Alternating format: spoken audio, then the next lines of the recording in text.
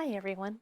For Chapter 3, we will focus on the marketing environment, all the settings and forces beyond our organization that we are aligning to with our plans.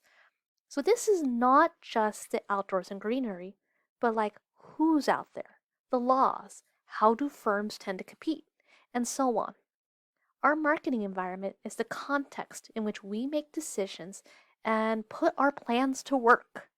We may not be able to control elements in the external environment, but we can anticipate and respond to external forces by tailoring our plans and actions to account for these factors. Here are your learning objectives. Big idea is for you to be able to discuss how environmental forces can inform your strategy. Then, per ULV's values-based education, ethics matter. And then per ULV, cultural diversity. We account for the varieties of cultures and variations within cultures. So good strategies must account for how external environmental forces can change. Let's do a quick example. Do you use Twitter? How do you think your company or business you might have might use it? If they even do. Things have changed a lot, haven't they? And so for some time, Twitter used a blue check to indicate an account of public interest was verified as authentic.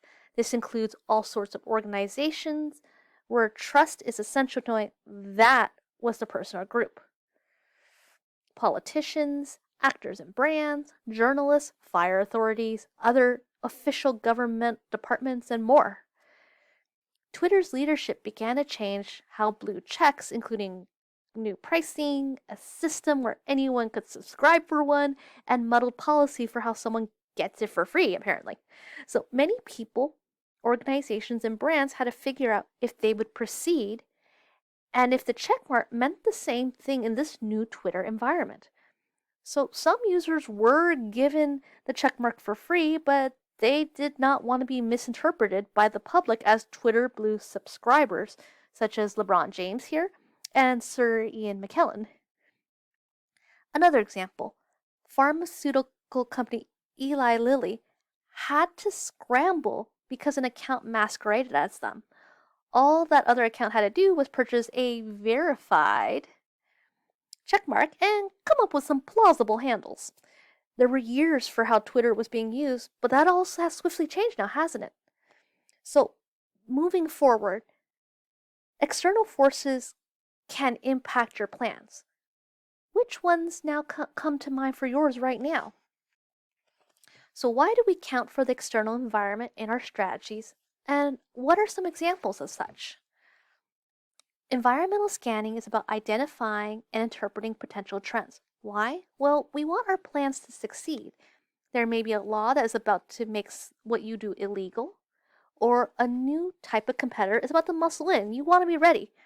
So here are our big 6 factors. They are social, cultural, economic, technological, competitive, regulatory/legal, political, and natural. They're not the only ones. They're just the big categories. So I'll give you an example. Photos memorializing graduation. Great for building bonds among friends and family. So what have you done in the past or plan to do later on? How do you think these external trends or external environmental forces might impact how you do photos memorializing graduation? I'll give you an example. I had an older family member who had a graduating high schooler. That parent was baffled. Their child didn't want to give away his formal senior photos as gifts to his friends. So that's just one example of how the tech landscape, smartphone cameras widely available, affected the cultural landscape. What do you do and share with graduating friends? So We may not see as many small and mid-range cameras, but now we see lots of high-end models, nigh indestructible models, and versions directed toward previously ignored segments, almost like a kid's toy. So, in sum, environmental scanning is important if a firm is to maintain a fit between its goals and the needs of customers, because the environment can impact not only those needs, but how we can work toward our mission. One thing to keep in mind is that while we do this, is that we often think about our other actors as antagonists, enemies.